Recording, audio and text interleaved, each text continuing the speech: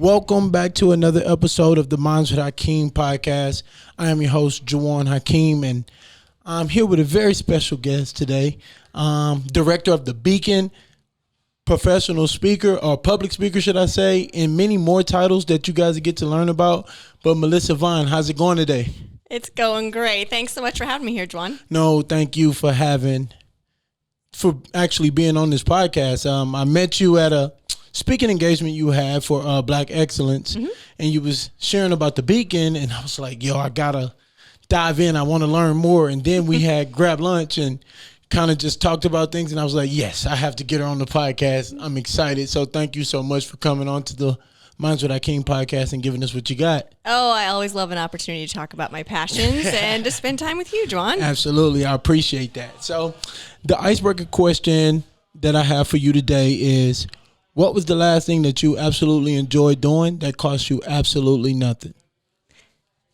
That is such a good question. And I'm going to go with, I had a late night conversation last night with my teenage boys. And watching them put together the pieces of how the world works, how relationships work, how boundaries work. It's exciting as a parent. They're 18 and 17, and to see things clicking together is very rewarding. That is, I'm stepping into parenthood, so I get passionate about that. And we're having a boy, so I'm excited to see what they bring. And I know it comes with a lot of joys, but I know the challenges are real. Oh, it's hard. But to hear you just speak about that, having that heart-to-heart with the boys, and how many you have? Three, four boys. Okay, I know. They just keep coming. I couldn't remember. It was 3 or 4, and the youngest is in middle school, right? He's almost 13, so he'll be in 8th grade. And then my oldest just graduated high school. So you're doing it, and that's amazing. So, I could talk about kids all day. I need to transition. So, all right. So I want to start this conversation off first and foremost about the Beacon and what you have going. But before we get into that, we got to know who Melissa is. We got to know how you got there. So tell us a little bit about your story, your upbringing, kind of like what led you to be leading and helping and serving in these ladies' lives at the Beacon now. Absolutely happy to share. So I grew up in an abusive home, and then I got married very young to someone who was also abusive. And in both cases, things looked good on the outside, and I really mastered the craft of denial and wanting to believe that I was in a good family and creating a good family, and but then something just not feeling right on the inside. Absolutely. Right. And so as domestic violence goes, things escalated over time, and that cycle, which involves wooing and then tension building and then acting out, right? And when you start to pull away, when an abuser acts out, then they return to that wooing phase. So that, I'm so sorry, I'm going to read the books. I'm going to change. I'm going to get you flowers and da-da-da. And so it keeps you in this constant state of confusion. And then when you're in those other phases, you're thinking back to the wooing phase and being like, I know this person is capable of being like that. And so then you're hooked, right? But over time, that cycle, it starts spinning faster, and the lows start getting lower, and the highs don't get quite as high. So it breaks you down over time. And I was in a position where my beliefs were telling me that divorce was wrong, but my experience was telling me that in my body I was feeling something that just did not seem right. And so I had this cognitive dissonance in my head between what I believed and what I was experiencing, and eventually those two things could no longer exist in one brain, and there was an implosion, and I chose to go with my intuition. And at the time when I separated from my husband, I felt so guilty. I thought I was doing something wrong. I'm like, God's going to strike me down.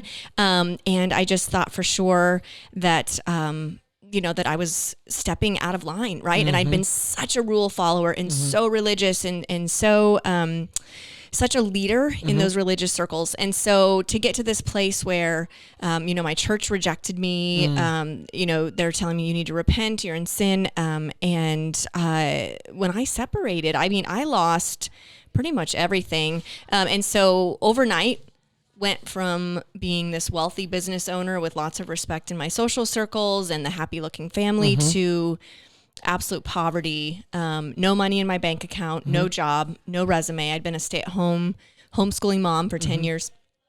And I'd lost almost all of my friends. To a single mother of Yeah. 4 boys. Yeah. So I want to talk a little bit about losing that community, those people who you thought were your friends, who you thought trusted you. How did you get out of that?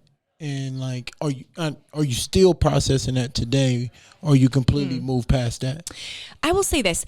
I never really experienced much anger toward them, and I think it's primarily because I was one of them, right? Absolutely. So when you're in that environment and your leaders are telling you this is what God says, and you honestly believe that by holding people accountable to what you believe God would hold you accountable to, you believe you're doing the work of God, right? And so, and as a woman in that environment, the only way to have power is by following those rules really, really well and holding, the white men in charge in high esteem.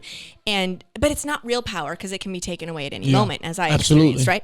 And so I gained my power, my social power, through being a rule follower and through taking everything to the extreme. I mean, memorizing large portions of the Bible, working with refugees and international students and Sunday school and, homeschooling and helping with my husband's business and doing everything that I thought, God wanted me to do. And so honestly, like if another woman and actually it did happen, when other women took the step that I took, I also rejected them.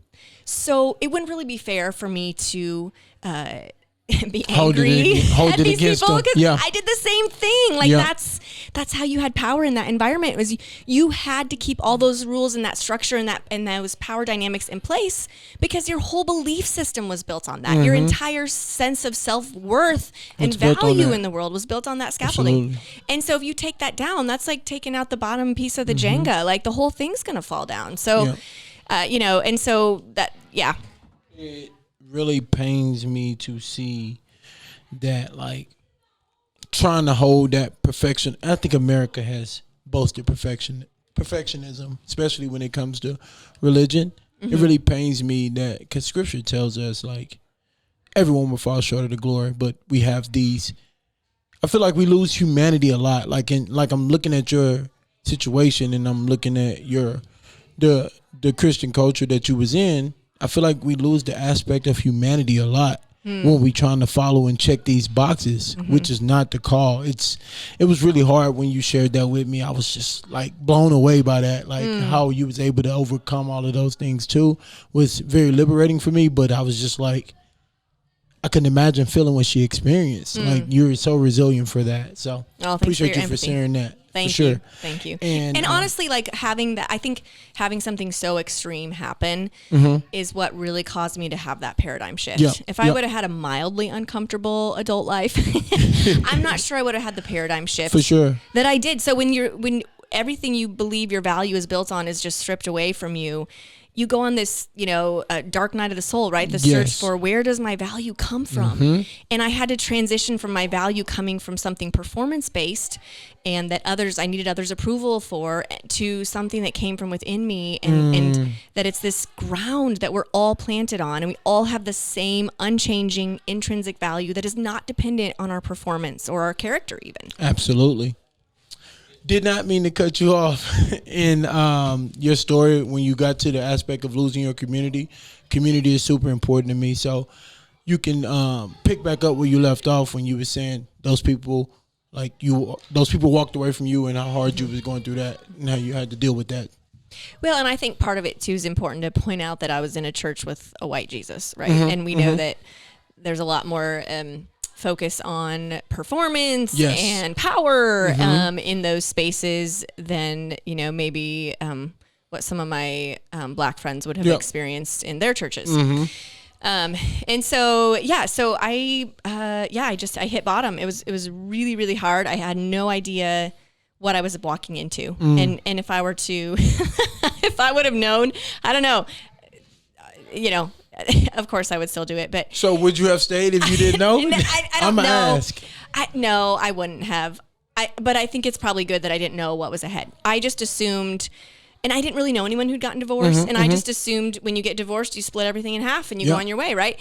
But there's money involved in everything, right? And so if I had nothing in my bank account, and I had no access to the financials from our businesses that we were running, even though I had participated in running those and growing those businesses, I didn't have access to those funds. And so... And you can hide money well in business. You sure can. So the discrepancy between the lawyer that he was working with compared to what I was working with, and our capacity to, I couldn't afford to go to court. I had very limited resources, and I learned very quickly that I was not going to be going away with half. And so it was pretty rough. So I took what I had and I put it as a down payment on a house. And I said, at least if I have no money, I can start building some equity. I can start somewhere. And then I finished my master's in counseling. But my first job, like literally overnight, was like, okay, I got to get something just to get some sort of income, right? So I started checking groceries at Hy-Vee for $8.50 an hour. And I'm in this small town, like I'm in Grinnell, right? And so people know us. We had just been on stage a couple months prior getting this Service Business of the Year award. And now people are walking through and I'm checking their groceries. Hey, like, wait, what's going on? And so, very, very humbling experience. And I'd never been poor before. So that was a new space for me. And so, I'm doing that for I think I did that for a couple months, and then I got my first job in nonprofit. I was working as a victim advocate for victims of domestic violence and sexual assault.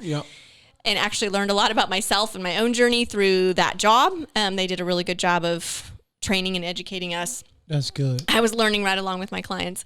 But then when I finished my master's, I began working as a therapist. And about a year after our divorce, he just stopped paying child support. And as a student therapist, you're not making a whole lot. Yes. And so I fought it for like a year with this pro bono lawyer, and I wasn't getting anywhere. And that's a whole nother story. But I decided, you know what? I am carrying so much emotional weight from this process.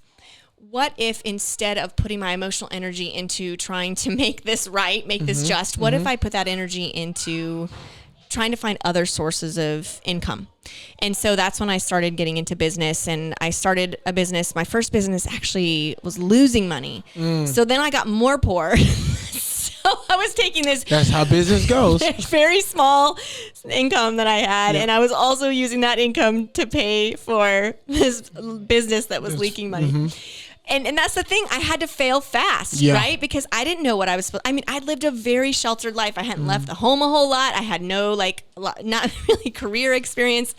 But I think that speaks more to your resilience. It's like we forget, especially as we age and mature, that failure is a part of the process and a part of learning. And we're so scared of failure. That's why we never take. I'm literally inspired by that. But go ahead. Thank you. Well, certainly it brings up a lot of shame, and I had to learn how to sit in shame and not run from it. And growing up in the environment that I did and the perfectionism that I carried, like I was so resistant to shame. And going through the divorce and losing friends and being poor and then having my business fail, I got lots of experience sitting in shame.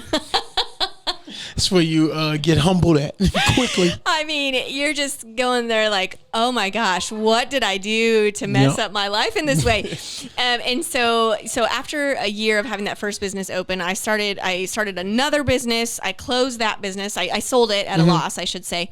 And so recovered some, but not certainly what I put into it. And then the second business that I started did produce more income. And so that was really helpful to kind of getting back on my feet and getting the business loan paid off from the first one. And then, then I finished my LMHC, letters. So then you're able to make a little bit more doing that. We moved to Des Moines. And I was also doing all of these like side hustles along the way, right? Like I was in commercials and I would do brand ambassador work and I was putting my house on Airbnb because I'm like, what's an asset that I do have? Well, I own this house. So when my kids were at their dad's, I would like rent it out, pack up everything, wash the sheets and towels, head out for the weekend, come back on Monday, wash everything, put it all back. It was so exhausting because I was also working as a therapist and running a business. So it was just, I can't even describe, I don't think I could go back to that time even if I tried. It was just so intense. Yeah. But it was just surviving, right? And so, so I got to this point where, we moved to Des Moines. I'm in a better place financially, and I'm about to purchase a larger business when the pandemic hit. And so then that's when this job that I'm at now at the Beacon, a friend mentioned to me that this position, executive director, was open at the Beacon. And all right, now welcome back, guys. I do apologize about the noise that you was experiencing in the first half of this episode. We are at Overflow House. You know where the studio is, and on Mondays we serve meals, so now there'll be a little bit more quiet. But Melissa, let's jump back in. All right. You was starting out around the Beacon and getting to that part, so let's pick up there, and then I'll dive in when I have to. Okay, so never pictured myself running a nonprofit. Did not think I was going to be hired for the job. I said to them, I've not written grants before. I've not done fundraising before, and I've not run a nonprofit before. And they saw something in me that I didn't yet see in myself. And there's so much value in taking. I think oftentimes we will see something in someone else and encourage that, and they're often resistant to it. But when you're on the receiving end of that, to just be open to that, because there are people that are ahead of us in some way in their journey, and when they see something in you, believe them. Yeah. Believe them. And so they mentored me where I had gaps. The board of directors at the time provided a lot of support for me to kind of fill in those gaps. And also I'm a pretty ambitious person, so I was reading books, excited to learn, and so and I was super passionate about the Beacon itself, and I think that shone through when I was meeting with them. So we work with women coming out of trauma, so very familiar story, right? I will say though, here's the difference. So when I hit bottom, because I am a white middle class straight woman, able-bodied, I could see the path forward to get out of poverty, to put my life back together, to build community. You saw the route. I did. And because I'd been on it before. Right. And so all I had to do was figure out how to get back to that road and then build from there. Whereas the women we work with at the Beacon, right, we're talking generational poverty, growing up in communities of color that are, have been historically redlined and have less access to resources and supportive services. And we've got people in the LGBTQ community, people with multiple disabilities, whether it be mental, physical, mental illness, substance use disorders, right? So these are women who grew up with very different circumstances than me. So when they hit bottom, they don't see that path, right? And, it's this idea that you can't just say, oh, well, just go do this, go get a job, go get a master's, right? Like all of the things that I did, I knew how to keep my credit score high. I knew how to stay out of debt. I could walk into a bank and I still had nice clothes and white skin, and I knew what to say to a banker to get a loan. You getting approved. Yeah. Yeah. I looked middle class. I looked like I belonged, right? And so, while I acknowledge that what I went through was really difficult, I also want to make space to say, it really, I came into that situation with a lot of privilege, and it was nothing compared to what the women that we serve at the Beacon, what their bottom looks like. So I want to jump in there because we was actually just having a conversation as we was waiting for the noise to clear. Like you seeing that route and understanding that just because of the things you learned and just because of your color of skin, and now you're working with people who didn't have those privileges as much. And when they hit bottom, like you said, it's no route. Their mindset is completely gone. So if you try to get them to, just learn a new skill, they're not trying to hear that because they can't see that. How do you and your team, how do you guys find accountability in that program for them? Cause when you living in that, and I grew up in that, so I know how I still have family members that operate in that space. It's no accountability. They want it. So how do your program paint that picture for them? So I think of the two pillars of both empathy and accountability. So empathy says, we're not here to say what's wrong with you. We're here to say what happened to you. How did you get to this space? And how did these systems affect you to where you are now? That you're carrying all of this trauma, both systems-based trauma and family-based, individual-based trauma, into this situation, and how can we provide support and care and dignity around that? then there's also this piece of accountability that says, hey, we care about you so much and we know these are your goals and we want to help to see you succeed. You have to respect their autonomy in that process, right? So what they do is they're working with a case manager. And then as they go through our program, they go to mental health counseling. They go to at least 3 recovery meetings or events per week. They take a class that addresses some of the social, emotional learning and health.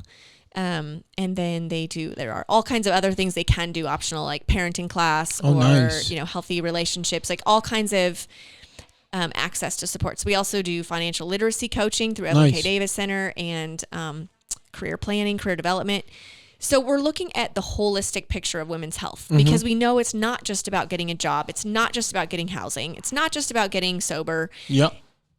You need to experience wellness in all of these different areas: intellectual, emotional, social, physical, spiritual, all of those areas, addressing all those. And so I agree with you 100% because like you even see this in the prison system still to this day where people get out of prison and they drop them right back in the same neighborhood with the same challenges. What you think they're going to do, they're going to revert back. So I love the fact that y'all focus on them in totality, like not just one part, just in total. So yeah, and the number one thing that we can do is to treat people with dignity. Absolutely. I mean, the women we work with, we're talking domestic violence, we're talking, prison system, we're talking, they have not been treated with dignity.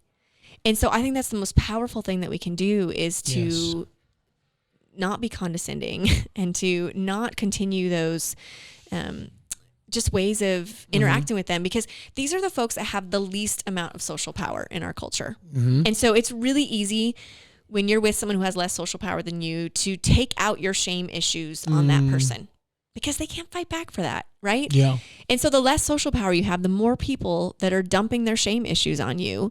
And so I say, you know what, if you want to know what someone's true character is, ask someone who lives at the Beacon. Nobody's trying to impress them. No, nobody's trying to flatter them. Yep. They get to see who people really are. Right. And so, and I learned so much from them. Yeah. No, and it's funny you say that because me and my wife was just allies at Change Course, which is a very similar program to yours. They focus on out of prison and poverty, people in poverty as well. I would say that was the bulk of the people in that first set. They call them leaders in their program. And we went there to help and be allies, and we had family night once a week, and it was so fun, so much fun for me and my wife. But we figured out and we realized at the end, we're actually learning more from them than we're giving. Like, why am I coming here to take from these people? I need to be helping. But it's a beautiful thing about relationships and listening and treating people as equals. So yeah, and I mean, it just all of the stereotypes and stigma around these women at the Beacon, like you go to work there every day and it's just blown away. I mean, these women work harder than most middle and upper class people that I know. So many of them are up at 4:00, 4:30 in the morning, getting on the bus, getting to work, because it takes a while to get to where you're going, and they're working jobs most people would not want to work, and they work so hard, sometimes 2 jobs, and they are dealing with parole and DHS and trying to get to counseling and get to the recovery meetings, and they're doing so much hard work. Uphill battle. Oh gosh, so much hard work. Battle. And they don't have access to, nice cars and with attached garages and yoga classes and mental health at will, besides what they have in the Beacon, which is awesome. But it's if I have a rough day, like I can order food, right? And or I could go to a yoga class, or I could plan a vacation. And when you're in poverty, that's just not your reality. It's not an option, right? And so, anyway, so when women first come to the Beacon, they're typically coming directly from prison, and they walk through our doors. They've got their head down, and they're nervous to talk to people. They've got a lot of anxiety coming into the space. They don't trust people easily, understandably. And then you just see them transform, right? Our program is a minimum of 6 months. And so, as they're graduating from the program and they're getting ready to move out, they are coming into the lobby and they are laughing and they're excited and they're sharing about what the apartment they're moving into. Their disposition has just changed completely. And so we get to see every day the power of healing and providing support. And here's the thing, like, most people in poverty do not want to be in poverty. Nope. But if you don't know how to get on the road out. You don't see that route.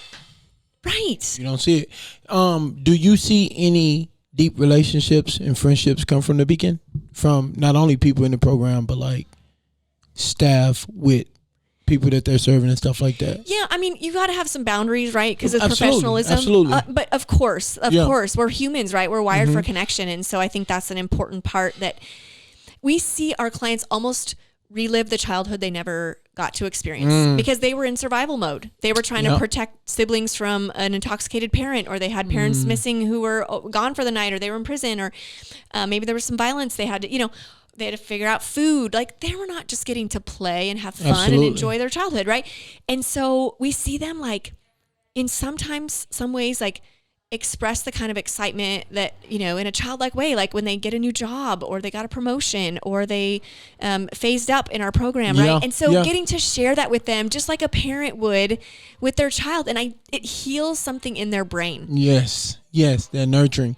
And I asked that too because, like, it's a little different from these ladies, because when they're in the beacon, all of them live on campus, right? Okay, so the program, right now. But more to come. We'll get there. I promise you, we'll get there. We know we need people to dig in them pockets. But no, hey, it's for anything for a good cause. I'm pushing it.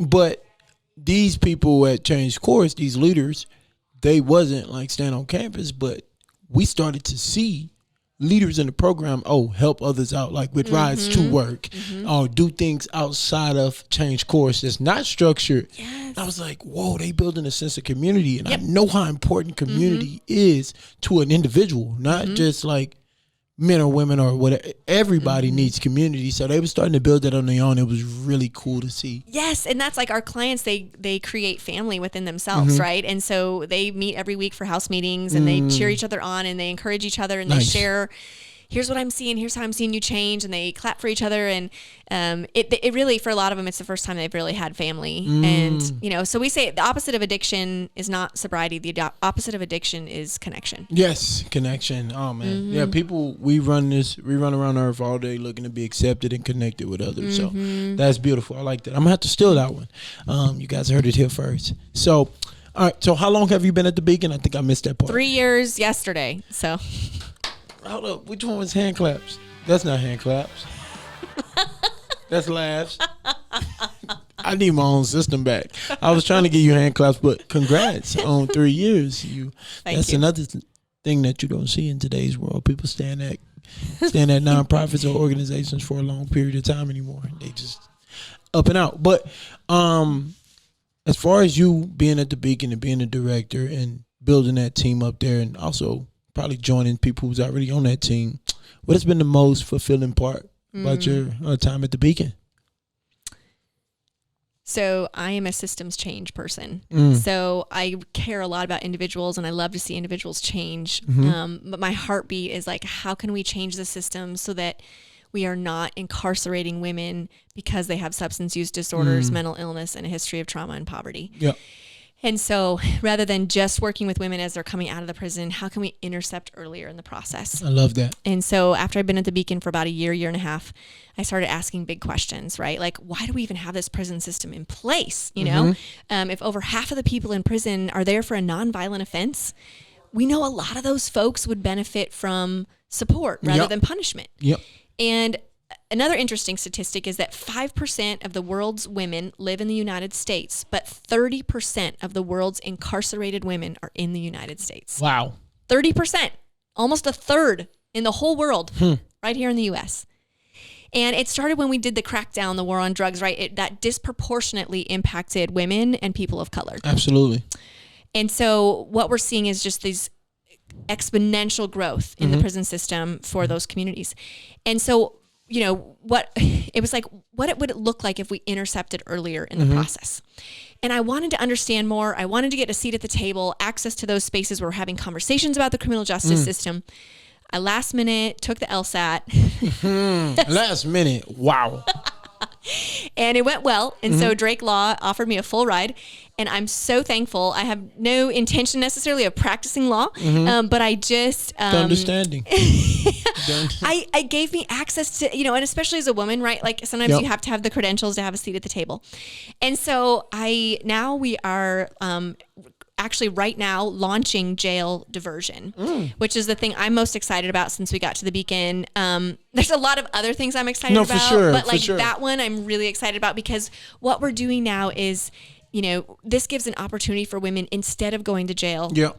To spend time at the Beacon, right? And we're increasing our housing options, or even if they have their own housing and want us to come mobile to them, if they've got kids involved, we're just expanding the options we have for women and their families. And so what's going to happen then is, they'll work with our program during their pretrial phase. And so then when their court date arrives, their attorney can say, my client's clean and sober. She's going to counseling. She's working. She's paying rent.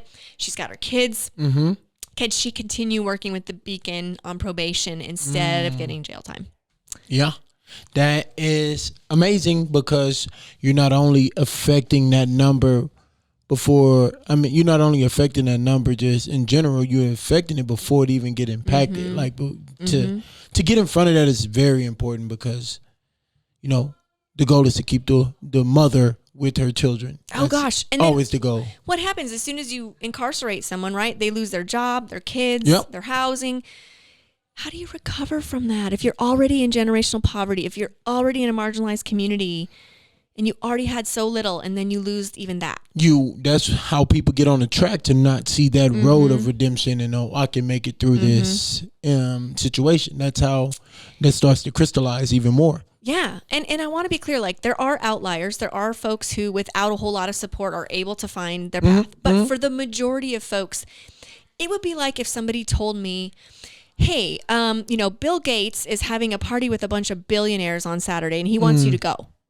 I'd be like, I have no idea. I don't know where to find him. I don't know what kind of transportation I'm supposed to show up in. I don't know what to wear. I don't know how to talk. I don't know anybody at the party, right? That's a world that I have no idea how to navigate. I've never been close to it, right? And so we're telling folks who've never been living within middle and upper class circles, well, just act like you're middle class. Well, I don't know. I don't know. I've never been there. Yeah, no. And we experience a lot of that even through overflow and just serving out in the community. It's especially with our church, one of the things you met Pastor Ian on today, one of the things we wanted to be big about while bringing people from the community in here is the goal is not to get them to be middle class. The goal is not to force middle class upon them and expect them to act like that when they walk through these doors, because we know plenty of middle class people who struggle and have mental problems too. So that's not the goal. The goal is to let them be themselves and come alongside of them. How can you come alongside of the individual and not fully take themselves out of them? Because I think that's the goal a lot of time when these programs try to help people and stuff like that. But what I'm hearing from the Beacon, and I've seen in Change Course, which is the only other program I've ever worked with, is we really love the individual in people. Be that. You can be that person. Here are the tools that can help you go farther, and I love that. Yeah, you guys are doing that. You gals, should I say, not guys. So before I want to transition to ask you, dang, that was loud. How long has the Beacon like been around? So the Beacon has been around for 43 years. And we've been pretty much the same size for the first 42 years. Yep. And then here just recently with expanding into jail diversion. Mm-hmm. And then this week I'm posting we're hiring an associate director. And so we're just starting to like, yeah, we're going to be taking off here. Wow. So that's what happened nonprofits when you get a business-minded person. Well, I do run things different, Jjuan. So and that's you know, okay. I got, there's sort of this old school model of nonprofit where everyone's overworked and underpaid, and there's high turnover, and everyone's burnt out, and that's just what you expect it to be like. And I was like, oh no, we're gonna run this like a business. Yeah. You wouldn't get away with that in the business world. Nope. So in the first 6 months, I decreased our operating expenses by 20%. And then infuse that into our compensation. So in the first year, our entry and mid-level staff, their pay increased by 43%. And so now, when I got there, starting pay was about $9.50 an hour. And now, our starting pay is around $18 an hour. And you get 100% medical insurance. Yes. Pay time off, retirement, you got to take care of your people. You do. You have to. And also emotionally, right? So creating an environment where people are open, they're transparent, they're authentic. You work through tension, right? Sometimes our staff meetings feel more like group therapy, but I'm like, sorry, that's what you get when you have a therapist running the show. Sorry, guys. Welcome to this group therapy session. I love it. But you build that kind of environment. We have almost no turnover now, right? And I've got a waiting list of people that want to work at the Beacon. I remember you told me that. I was blown away. You can't. That doesn't happen in this industry. It just That's doesn't. a blessing. Yeah, it just doesn't. So I'm like, I'm really excited about what we are creating here, and how that trickles down. That impacts how our clients are treated. Yep. When they're in an environment where the staff is want to be functioning there as a team. Yes. Yeah, because over 70% of Americans today, I think it's like 67, hate their jobs. They show up to work and are not happy. And like, even as you running this nonprofit, I'm just thinking like, oh, she's running this like a business. Some business owners need to figure this out, because all they care about is the shareholders. And when you focus on the people inside and make sure they can meet their Maslow hierarchy of needs. That's right. They take care of other people. And that's how it trickled down. So that's beautiful what you guys got going over there. Well, and I think too, like learning about shared power, so multi-directional accountability. It's not just me holding my staff accountable to our values. They get to hold me accountable too. Yep. And that's led to some hard conversations on my part, right? Like there are ways that I have not led well. And it's hard to hear that, right? But it's so important so that you can learn and grow and be a better leader. And another thing is pay transparency. So everybody knows how much everybody makes at the Beacon, and people feel supported by that these days. Like they feel comfortable in that space now. And the more you try to hide that, the more people talk about it behind your back. They're going to talk about it anyway. They're going to talk about it anyway. I mean, yeah. And so just any way that we can move toward a more equitable environment, both for our staff and our clients. And, there was some nervousness around like, are we going to make it if we start paying people more? And what are our supporters going to think? And if we've taken a stronger stance on, social issues that surround this. And it's like, we might lose a couple donors or lose a couple board members or lose a couple staff, but in the end, we're going to build the kind of team, the board, the supporters that are really in line with this mission. And that's where it's at. Yeah, I think too, it's good to weed people out. Like not in the sense of like, oh, let's just get rid of everybody, but the seeds who need to be there will be there. Yeah. And honestly, if you're not in line with how we do this work, like I don't want you to act don't like fake you it. are. Don't fake No. it. That's what I tell people, because I work in the healthcare industry, and it's since I can't speak to it before COVID, but since COVID, the professionalism and just every aspect. But I tell people straight up, it's better that you leave soon as you know this not the spot for you than just stick around, because at the end of the day, I'm the one who sell the business. I'm the building. I'm the one who talk with the families. But you coming here with that nasty attitude and looking at my residents this way, that's going to come back to me. They're calling me. I'm their call guy. So don't make my life harder. Just leave right away and let us deal with it that way. So that's what I mean by we people. No, I know what you mean. Not that. But I got a final question for you. Law school, currently still right? Almost done. 2 semesters to go. Director of the Beacon. Single mother of 4. Yep. How do you make time for Melissa and make sure she's okay? So for whatever reason, time management comes easily to me. Oh, I need to learn something. So no, you listening, Saul? We struggle with this. I don't even feel like I can take credit for it, to be honest. It's just I've just always been this way. And that's where I think coming into myself and figuring out who I am and having that whole paradigm shift and really exploring the world and how people work, it's like that's one of the things I've learned about myself is I can capitalize on that. There are some things I have in place that protect me. Sundays. I don't leave my house on Sundays. Ooh, it's powerful. I don't. Unless it's like something where I'm like, ooh, I got to be there for, graduation or something. That's supposed to be my Friday and Saturday, not just Friday to sundown to. Yep. I obliterate it. It's tough.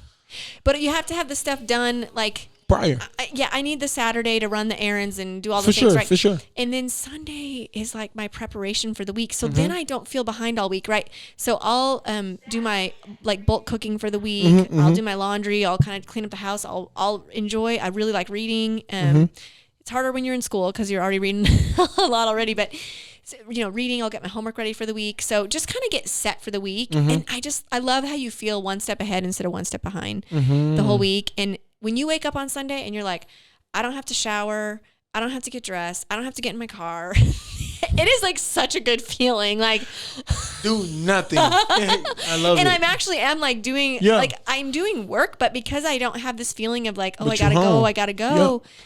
Because that's what our culture great. is. You get you. It's awesome that you use those 14 to 17 hours that you're awake during the day to recenter yourself. Like, So that's awesome. I don't put my work email on my phone. Clutch. I have 2 phones. It's the absolute worst. I begged my wife for 2 phones, and this was the worst decision of my life. But that's a game changer. So if it's an emergency, they'll call me, right? Love it.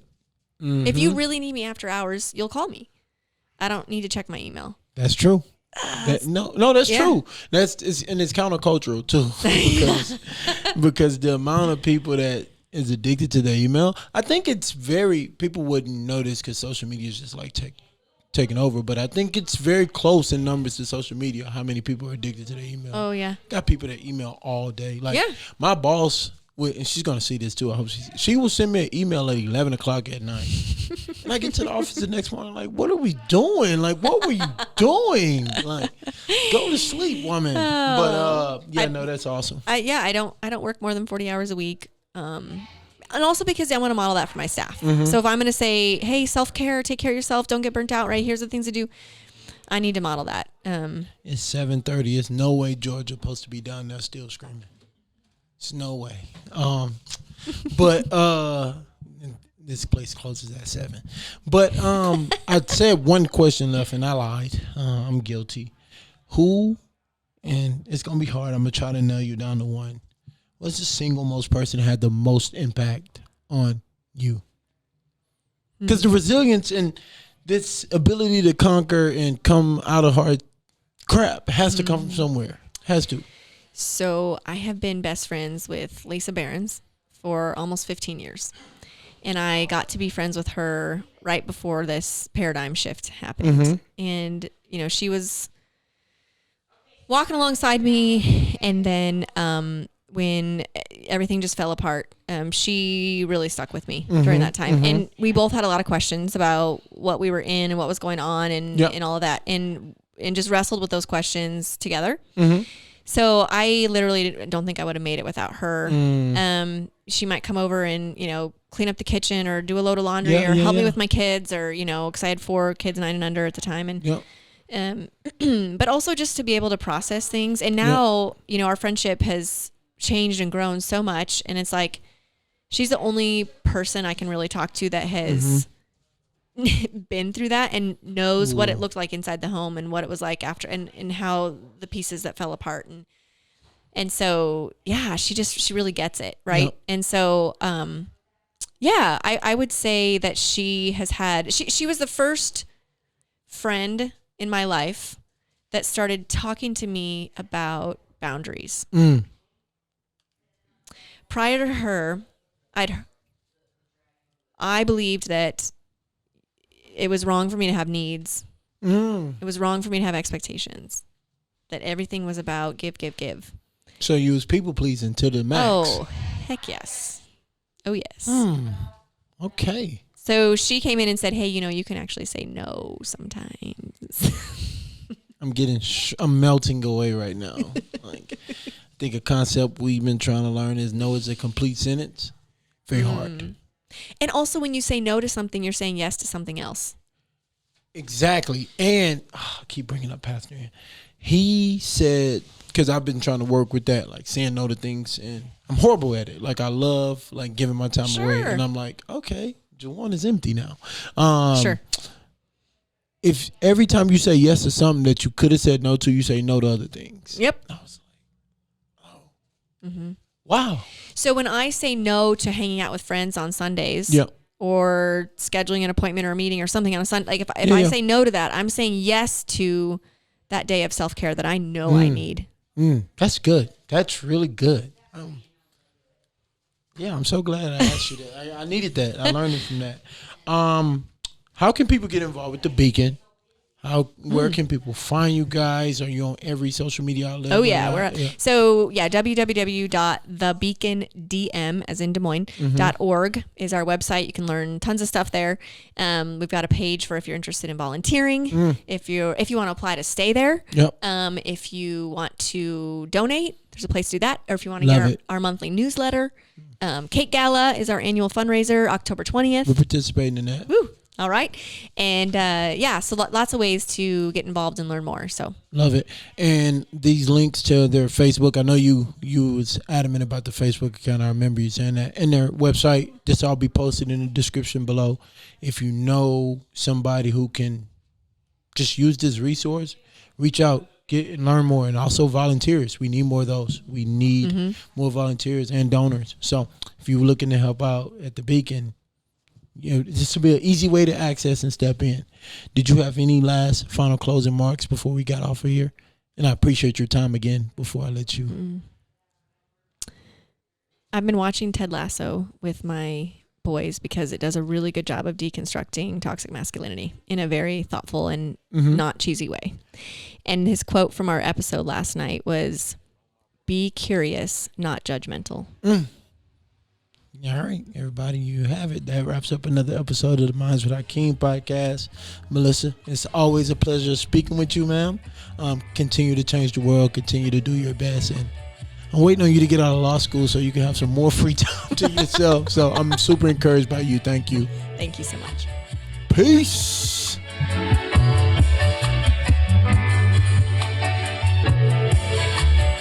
Thank you guys for listening to this episode of the Minds with Hakeem podcast with Melissa Vine from The Beacon.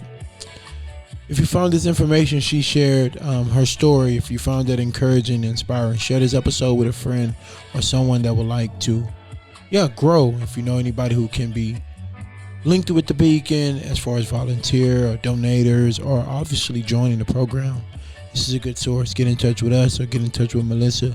Information will be listed below for you guys can join the cause. Until next time, my friends, peace.